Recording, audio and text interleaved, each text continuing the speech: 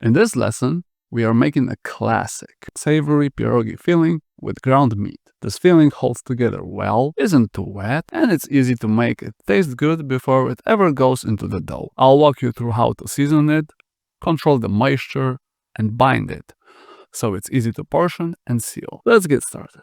Here's what we are using for this filling. Ground meat, traditionally pork, but any ground meat you have works. Yellow onion, a little cooking oil, salt, black pepper, and an egg for binding. Start by peeling and chopping the onion. Then add a tablespoon or so of oil in a skillet over medium heat. Add the chopped onion and cook it until it's soft and translucent, about 6 to 10 minutes. Once the onions are cooked, transfer them onto a plate or bowl and set aside.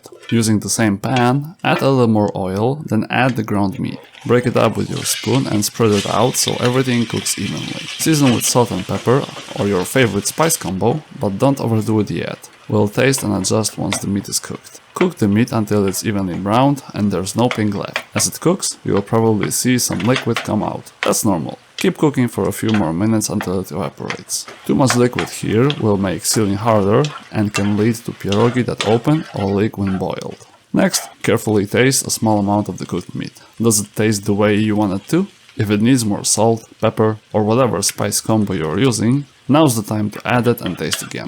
Once the filling tastes good, add the onion, stir, and let it cool for a few minutes so it's no longer hot. Then add the egg and mix well. The egg helps bind the meat together, making the filling more cohesive and easier to portion and seal. Finally, process the filling in a food processor, high-speed blender, or meat grinder.